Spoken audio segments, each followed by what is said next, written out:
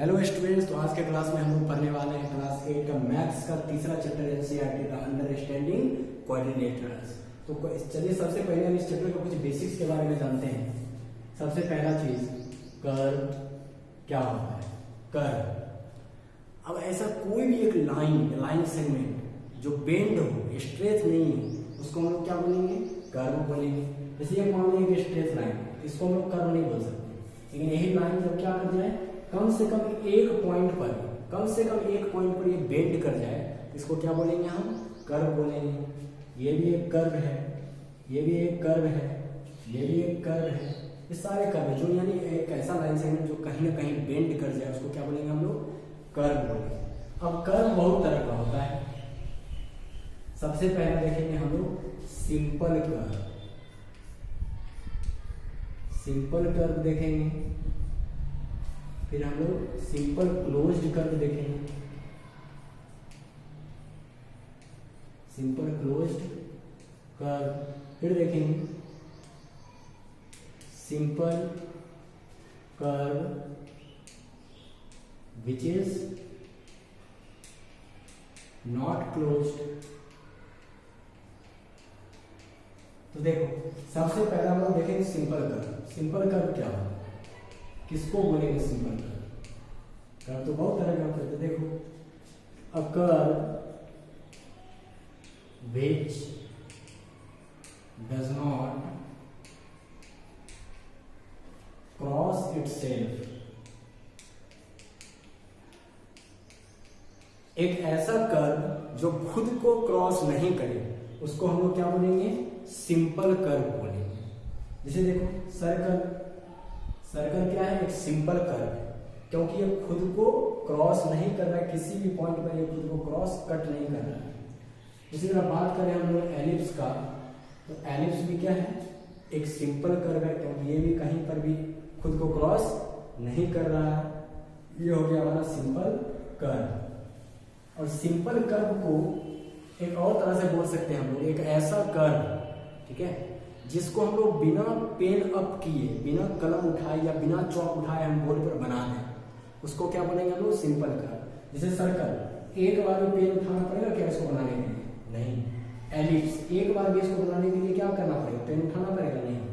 जैसे हम बोले रेक्टेंगल, इसको बनाने के लिए एक बार भी हमको पेन अप करना पड़ेगा? नहीं। स्क्वायर बनाने के लिए एक बार भी पेन अप करना पड़ेगा? नहीं। ये सारे क्या है?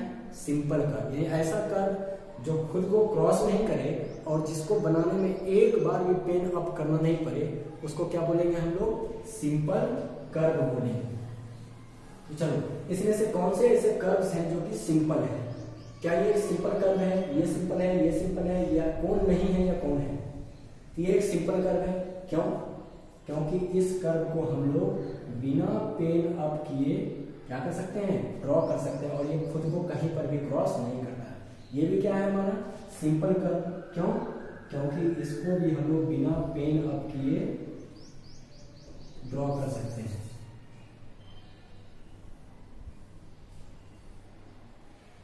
ठीक है। अब ये भी एक सिंपल कर्व है, इसको भी बिना पेन अप ड्रॉ कर सकते हैं, और ये क्रॉस भी नहीं करता है। लेकिन क्या ये एक सिंपल कर्व होगा? देखो ड्रॉ करेंगे, ध्यान देना।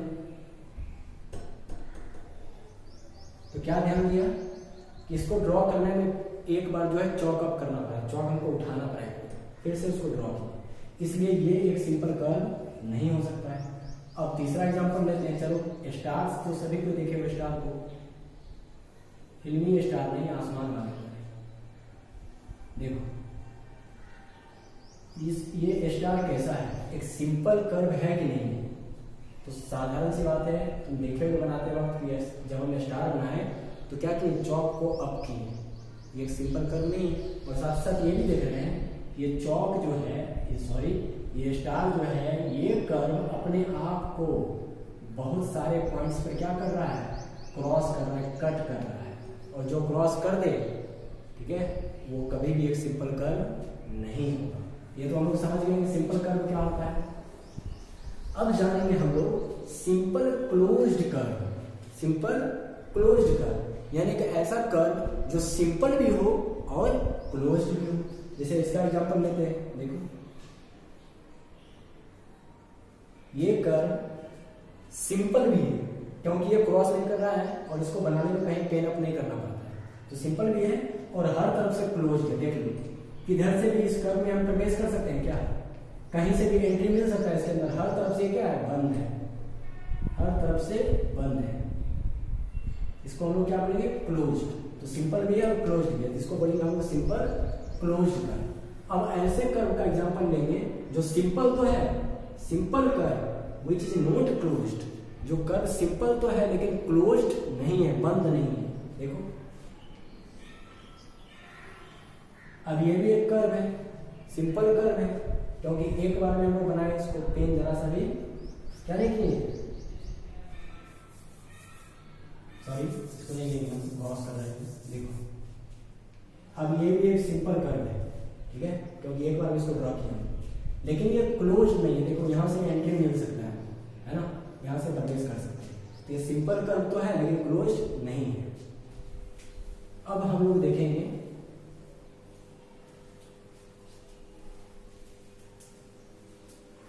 पॉलीगन के बारे में, पॉलीगन क्या होता है,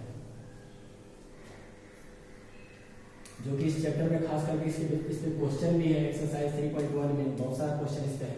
तो पॉलीगन क्या होता है, a polygon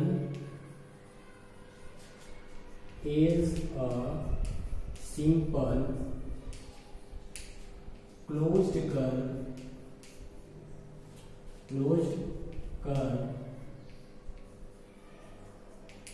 which is made of line segments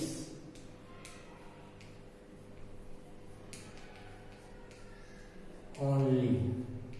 अब देखो सारे सिंपल कर्व्स को हम लोग, सारे सिंपल क्लोज्ड कर्व्स को हम लोग पॉलीगन्स नहीं बोल सकते, सिर्फ वैसे सिंपल क्लोज्ड कर्व्स जो सिर्फ लाइन सेगमेंट से बने हुए हैं, यानी ऐसे क्लोज्ड कर्व्स जो सिर्फ और सिर्फ लाइन सेगमेंट से मिलके बने हुए होते हैं, उनको हम लोग क्या बोलते हैं, पॉलीगन बोलते हैं। सारे कर्व्स को हम लोग पॉलीगन नहीं बोलते हैं।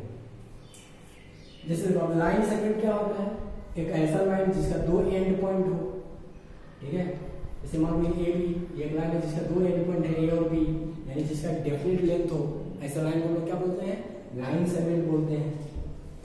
एग्जांपल से लेते हैं पॉलीगन का, जैसे देखो ट्राइंगल एक पॉलीगन है, क्यों, इसके पीछे कारण है, क्योंकि ये क्लोज्ड कर्व है, ये कर्व है क्लोज्ड, और साथ ही साथ ये कर्व जो है किससे बना हुआ है, लाइन सेगमेंट से। देखो ए सी, बी सी, ए बी, ये तीन लाइन सेगमेंट से मिलकर बना हुआ, ये क्लोज्ड कर्व भी है, तो क्लोज्ड कर्व है और साथ ही साथ सिर्फ लाइन सेगमेंट से बना हुआ है, इसलिए क्या है, एक पॉलीगन है।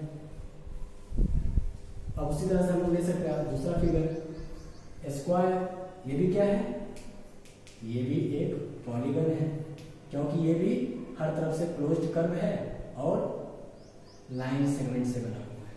उसी तरह से रेक्टेंगल भी एक पॉलीगन है, उसी तरह से काइट भी एक पॉलीगन है। लेकिन अब देखो हम लोग जो पढ़े थे, सर्कल एक क्लोज्ड कर्व है, अभी देखे ना, सर्कल एक क्लोज्ड कर्व है, एलिप्स भी एक क्लोज्ड कर्व है, तो क्या ये क्लोज्ड कर्व पॉलीगन हो सकता है क्या?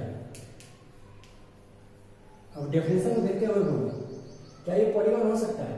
बिल्कुल नहीं हो सकता है, क्योंकि पॉलीगन सिर्फ उसी क्लोज्ड कर्व को कहा जाता है जो लाइन सेगमेंट से बना हुआ हो, लेकिन सर्कल जो है वो लाइन सेगमेंट से बना हुआ नहीं है, एलिप्स भी हमारा लाइन सेगमेंट से बना हुआ नहीं है, इसलिए ये एक पॉलीगन नहीं है। ये तो हम लोग समझ गए पॉलीगन।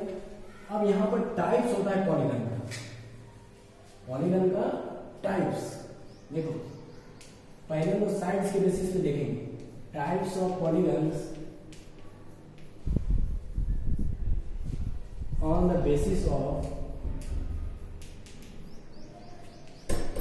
number of sides। अब कितने साइड्स वाले पॉलीगन को क्या नाम देंगे वो देखो, साइड्स के बेसिस पे, जैसे ये 3 साइड वाला एक पॉलीगन खींचे, इसका क्या नाम दिए? ट्रायंगल। 4 साइड वाले एक पॉलीगन को खींचे, इसका क्या नाम दिए? क्वाड्रिलेटरल, 4 साइड, क्वाड का मतलब होता है 4, 5 साइड वाला कोई फिगर ड्रॉ कीजिए पॉलीगन।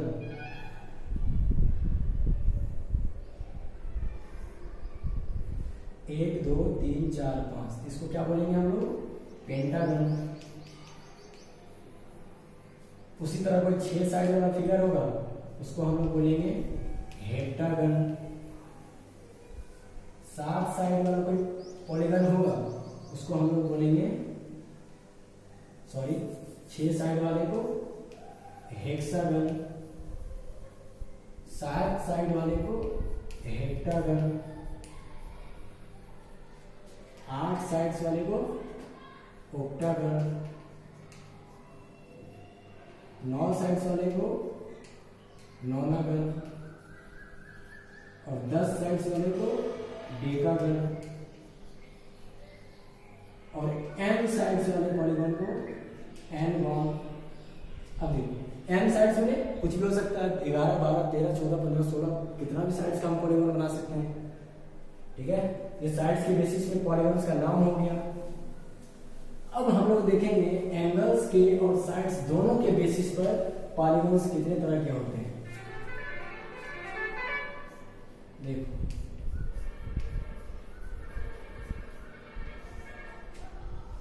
सबसे पहला कॉनकेव पॉलीगॉन, दूसरा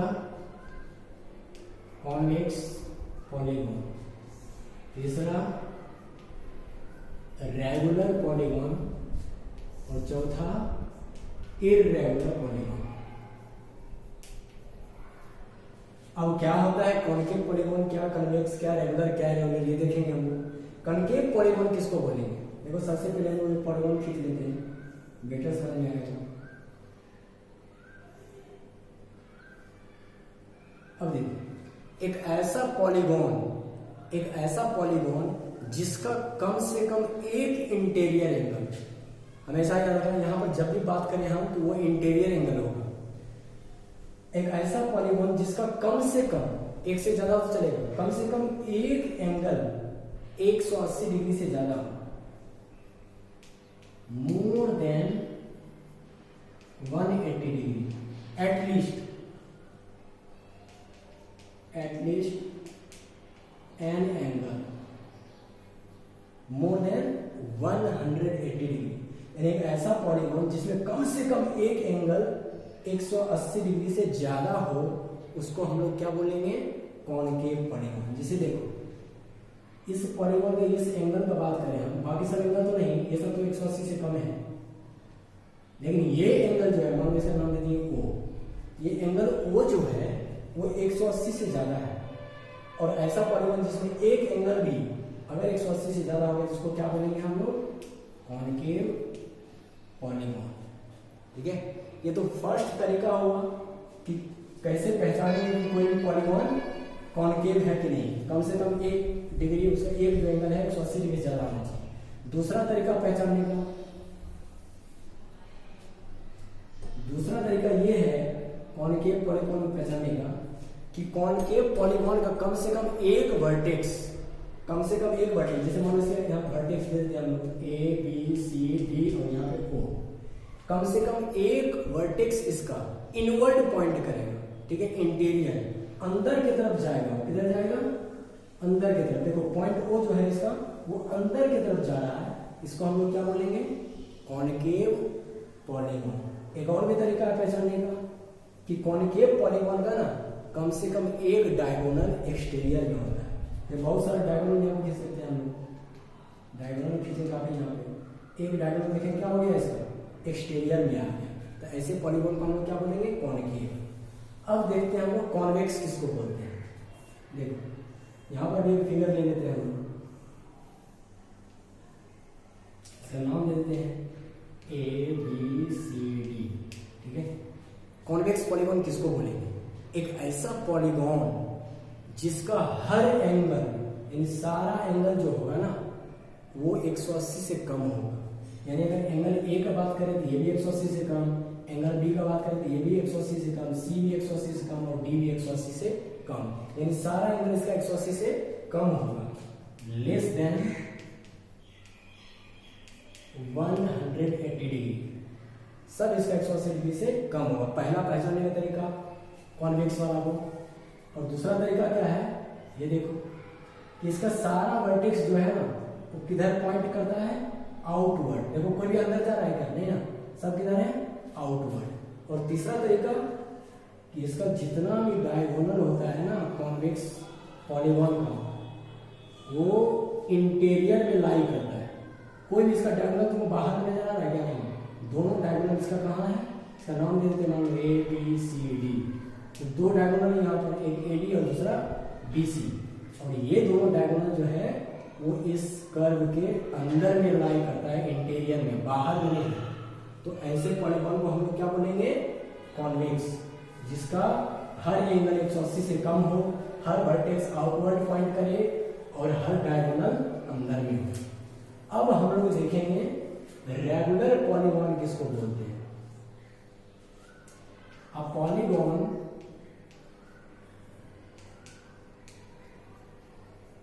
whose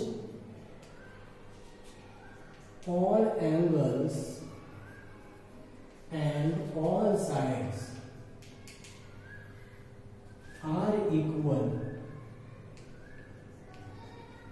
यानी कि ऐसा पॉलीगॉन जिसका हर साइड और हर एंगल क्या हो, इक्वल हो, बराबर हो, उसको हम लोग क्या बोलेंगे, रेगुलर पॉलीगॉन। जैसे एग्जांपल ले लेते हैं हम लोग, देखो सबसे पहला एग्जांपल ले रहे हैं हम लोग स्क्वायर का। स्क्वायर, अब स्क्वायर में क्या जानते हैं हम लोग कि हर साइड स्क्वायर का बराबर होता है और हर एंगल 90 डिग्री होता है। इसका मतलब हर एंगल भी बराबर होगा। स्क्वायर का हर एंगल बराबर और हर साइड बराबर, इसलिए कैसा पॉलीगॉन हो गया, रेगुलर पॉलीगॉन। याद रखना हमेशा कि रेगुलर पॉलीगॉन तभी कहलाएगा जब उसका सारा एंगल भी बराबर होगा और सारा साइड भी। अगर एक भी अनइक्वल हुआ तो रेगुलर नहीं कहलाएगा। और भी एग्जांपल ले सकते हैं हम लोग रेगुलर का, इक्विलेटरल ट्रायंगल।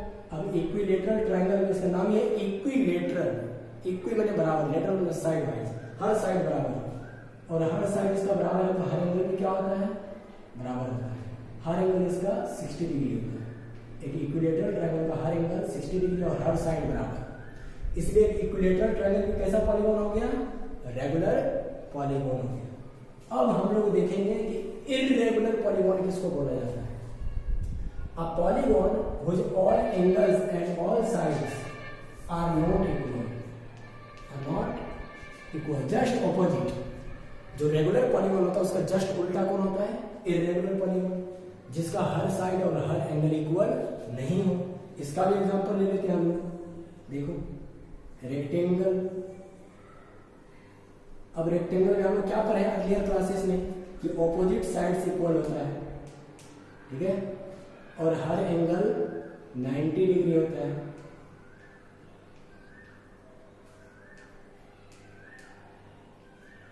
अब देखो रेक्टेंगल में सारा एंगल्स तो इक्वल है लेकिन सारा साइड्स इक्वल नहीं है, सिर्फ ऑपोजिट साइड्स इक्वल है। तो नाम दे देते हैं इसका ए बी सी डी। यहां पर हम लोग देख सकते हैं A C is not equal to C D, ठीक है। उसी तरह B D is not equal to A B, उसी तरह बी डी इसके भी इक्वल नहीं होगा, सी डी के भी नहीं इक्वल होगा, ए बी के नहीं इक्वल होगा। बहुत सारे साइड्स इसमें इक्वल नहीं है, सारे साइड्स इसमें इक्वल नहीं है, सारे एंगल्स को है लेकिन साइड नहीं। तो दोनों चीज का इक्वल होना जरूरी है, सारे साइड्स को भी और सारे एंगल्स को। इसलिए रेक्टेंगल एक इररेगुलर है। कैसा है, इररेगुलर। और भी एग्जांपल ले सकते हैं हम। बात करते हैं राइट एंगल ट्रायंगल का। ये राइट एंगल ट्रायंगल में एक एंगल कितना होता है, 90 डिग्री, और बाकी दो एंगल कुछ भी हो सकता है, अलग अलग वैल्यूज का, और हर साइड भी इसमें बराबर नहीं होता। ये भी कैसा है, इररेगुलर पॉलीगॉन। अगर बात करें हम लोग आइसोसेलेस ट्रायंगल का, आइसोसेलेस ट्रायंगल क्या जानते हैं, आइसोसेलेस ट्रायंगल में दो अपोजिट साइड्स इक्वल होते हैं और दो एंगल इक्वल होते हैं, लेकिन हर साइड इसका इक्वल है क्या, नहीं। हर एंगल इक्वल होता है क्या, नहीं। ये कैसा पॉलीगॉन है, इररेगुलर पॉलीगॉन। ये तो समझ गए हम लोग, इररेगुलर, रेगुलर, कनकेव, कन्वेक्स। अब जो है हम लोग एक फॉर्मूला सीखेंगे कि नंबर ऑफ जो है डायगोनल्स कैसे निकालते हैं। किसी भी मान लो पॉलीगॉन में बोलेंगे ट्रायंगल में कितना डायगोनल होगा, या फिर स्क्वायर में कितना डायगोनल, कोई भी क्वाड्रिलेटरल में कितना, पेंटागन में कितना डायगोनल होगा, मैंने किसी भी तरह का पॉलीगॉन हो उसमें कितने डायगोनल्स होंगे उसको कैसे निकालेंगे। To find the number of diagonals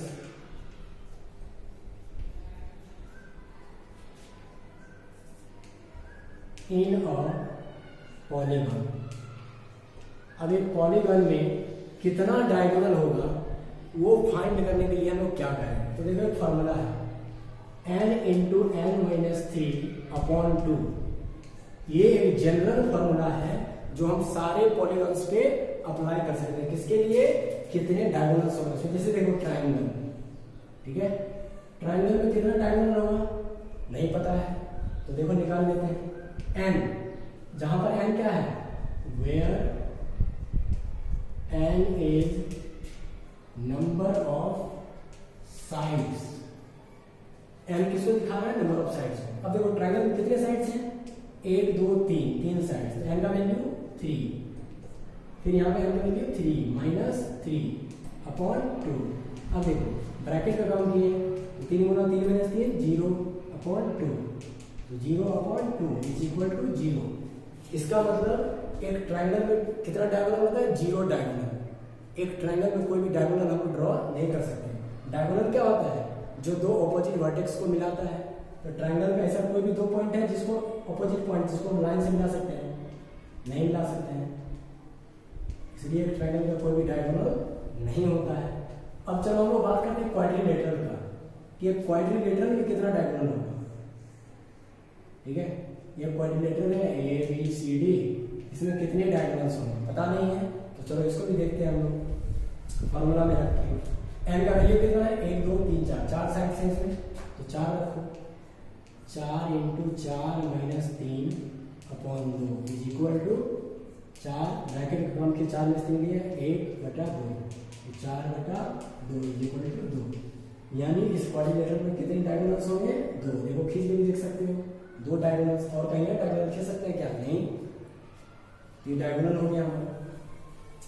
उसी तरह से हम पेंटागन में जानेंगे, तो पेंटागन में कितने साइड्स होते हैं, 5, तो रख दो 5 इंटू 5 माइनस 3/2, तो 5 मल्टीप्लाइड बाय 5 माइनस 3 कितना हुआ 2/2, तो 10/2 इज इक्वल टू 5। यानी पेंटागन में कितने डायगोनल्स होंगे, 5। इस तरह से लोग किसी भी पॉलीगॉन में कितना डायगोनल होगा वो इस फॉर्मूला से निकाल सकते हैं।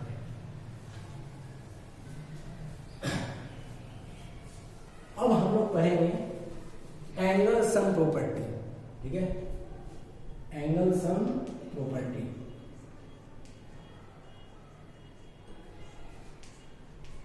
एंगल सम प्रॉपर्टी जैसे हम लोग ट्रायंगल में पढ़े थे, किसी भी ट्रायंगल में तीनों इंटीरियर एंगल्स का सम कितना होता है, 180। उसी तरह देखो क्वाड्रिलेटरल में क्या होता है, sum of all the angles of a quadrilateral is 360 degree. एक जो क्वाड्रिलेटरल होता है उसके चारों इंटीरियर एंगल्स का सम कितना होता है, 360 डिग्री। अब उसी तरह जैसे हम लोग देखें कोई भी पॉलीगॉन का कितना डायगोनल होगा कैसे निकालेंगे, उसके लिए फॉर्मूला। उसी तरह कोई भी पॉलीगॉन हो उसके सारे एंगल्स का, इंटीरियर एंगल्स का मेजर कितना होगा, ये फाइंड करने के लिए हम कौन सा फॉर्मूला यूज करेंगे, देखो इसके लिए फॉर्मूला है, यानी to find the measures, to find the sum of measures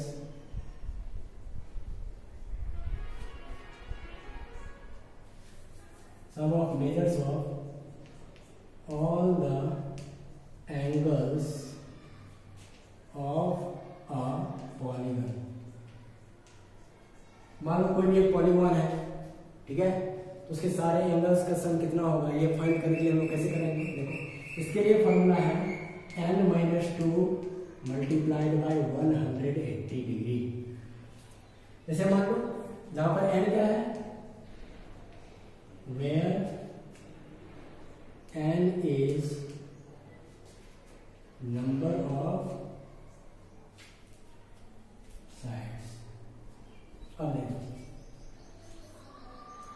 जैसे ये ट्राइंगल है, ठीक है, इस ट्राइंगल के तीनों एंगल का मेजर कितना होगा वो हम लोग देखेंगे। कितना साइड है इसमें, 3, n का वैल्यू 3, तो 3 माइनस 2 मल्टीप्लाइड हुआ है 180 डिग्री, तो 3 माइनस 2 इक्वल टू 1, 1 मल्टीप्लाइड हुआ 180 डिग्री इक्वल टू 180 डिग्री। इसका मतलब एक ट्रायंगल के तीनों एंगल्स का सम कितना होगा, 180 डिग्री। उसी तरह दूसरे फिगर का देखते हैं हम लोग, क्वाड्रिलेटरल का देखते हैं। देखो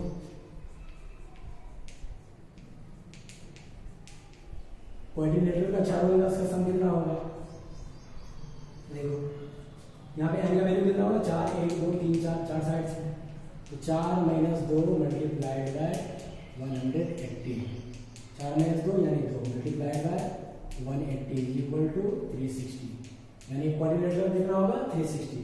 उसी तरह हम पेंटागन का बात करें, पेंटागन में 5 साइड्स होगा, तो क्या हो जाएगा उसका value 5 minus 2 multiplied by 180, this implies that 3 multiplied by 180 is equal to 540 degree, इतना हो जाएगा। उसी तरह से हम सारा जितने भी पॉलीगॉन से सबका कितना मेजर होगा एंगल्स का इंटीरियर वाले वो निकाल सकते हैं इस फॉर्मूला से, n-2 इंटू 180।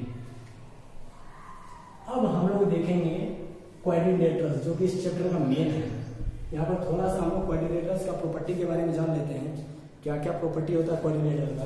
तो चलो पहला प्रॉपर्टी ऑपोजिट एंगल्स है क्वाड्रिलेटरल। पहला ऑपोजिट एंगल्स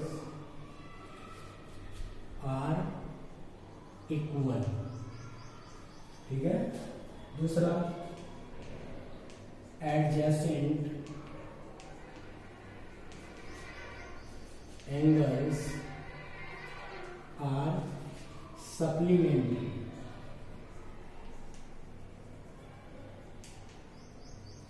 तीसरा, यहाँ पे कुछ ऐसे प्रॉपर्टीज के बारे में हम लोग पढ़ रहे हैं जो इस एक्सरसाइज में यूज होने वाले हैं। सारे प्रॉपर्टीज वही पढ़ रहे हैं। Sum of all the angles is 360 degree. चौथा, डायगोनल्स बाइसेक्ट ईच अदर। ये 4 मेन प्रॉपर्टीज हम लोगों को पढ़ना है। तो देखो सबसे पहला क्या बोला है, ऑपोजिट एंगल्स जो होते हैं क्वाड्रिलेटरल के वो इक्वल होते हैं। जैसे मान लो यहाँ खींच लेते हैं क्वाड्रिलेटरल, ठीक है, इसका नाम दे देते हैं ABCD। यहाँ पर जो ऑपोजिट एंगल होगा ना, ऑपोजिट एंगल किसको बोलते हैं, ऐसा एंगल्स जिसमें एक भी आर्म कॉमन नहीं हो। आर्म देखो जैसे एंगल ए का बात करें तो ये एंगल ए किस किस आर्म को लेके बना है, AB और AC। तो देखो एंगल ए में कौन कौन सा आर्म है, AB और AC, ठीक है। अब एंगल बी का बात करते हैं। एंगल बी में कौन कौन आर्म से बना है, AB से और BD से। एंगल बी में कौन कौन आर्म हो गया, AB और कॉमा BD। इसलिए तुम देख सकते हो एंगल ए और एंगल बी में कौन सा ऐसा आर्म है जो कॉमन है, यानी दोनों में है, कॉमन मतलब दोनों में AB। देखो एंगल ए में भी AB आता है और बी में भी AB आता है। इसका मतलब एंगल ए और एंगल बी क्या हो गया, एडजेसेंट एंगल हो गया, ठीक है। अब ऑपोजिट एंगल क्या होता है, जिसमें एक भी आर्म कॉमन नहीं है। तो देखो जैसे एंगल ए और एंगल डी, ये दोनों क्या है, ऑपोजिट एंगल्स है। क्यों, सॉरी, एंगल ए और बी, ठीक है। एंगल ए देखो किससे मिलके बना है, AB से और AC से, ठीक है। और एंगल डी किससे बना है, BD से और CD से। अब देखो एंगल ए और एंगल डी में कहीं भी कोई आर्म कॉमन मिल रहा है, इसमें AB और AC है, इसमें BD और CD है, यानी एक भी आर्म कॉमन नहीं है, इसलिए ए और बी क्या हो गया, ऑपोजिट। तरह बी और सी क्या हो गया, ऑपोजिट है। और एडजेसेंट कौन होता है, जिसमें एक आर्म कॉमन होता है, जैसे ए और बी एडजेसेंट है, उसी तरह बी और डी एडजेसेंट है, सी और डी एडजेसेंट है, सी और ए एडजेसेंट है। ये हो गया हमारा, यानी एक क्वाड्रिलेटरल में जो ऑपोजिट एंगल्स होते हैं इक्वल होते हैं, ठीक है, और एडजेसेंट एंगल्स सप्लीमेंट्री होते हैं।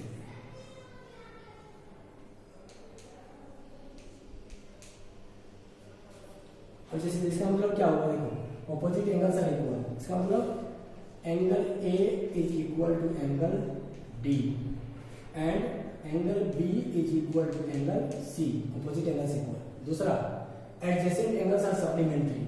सप्लीमेंट्री का मतलब यानी एडजेसेंट एंगल्स को जोड़ेंगे तो कितना आएगा, 180 डिग्री। अब इसमें एडजेसेंट एंगल्स कौन कौन है, ए और बी है, यानी angle A plus angle B कितना होगा, 180 डिग्री होगा। उसी तरह बी और डी क्या है, एडजेसेंट, तो angle B plus angle D क्या होगा, 180 डिग्री होगा। उसी तरह डी और सी क्या है, adjacent, angle D plus angle C ये भी क्या होगा, 180 डिग्री होगा। उसी तरह सी और ए क्या है, 180, यानी जितने भी एडजेसेंट एंगल्स होंगे ना वो सप्लीमेंट्री होंगे। ये हो गया हमारा प्रॉपर्टी।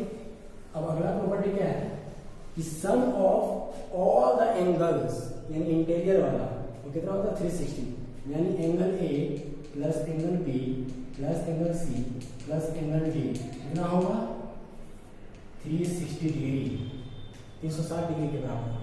चौथा, डायगोनल्स बाइसेक्ट ईच अदर। अब इसका मतलब क्या होता है, ये देखो जो क्वाड्रिलेटरल होता है उसके डायगोनल्स क्या करते हैं, दूसरे को बाइसेक्ट करते हैं। खींच लिए हम लोग यहाँ पे क्वाड्रिलेटरल। अब देखो इसका नाम दे देते हैं ए बी सी डी, ठीक है। अब यहां से हम लोग खींचते हैं diagonal, joining A and D and B and C. अब डायगोनल से बाइसेक्ट करता है, इसका मतलब क्या है, यानी अगर बोले हम एडी बीसी को बाइसेक्ट कर रहा है और बीसी एडी को बाइसेक्ट कर रहा है। बाइसेक्ट करने का मतलब होता है दो बराबर भाग में काट देना, ठीक है, दो बराबर भाग में कर देना।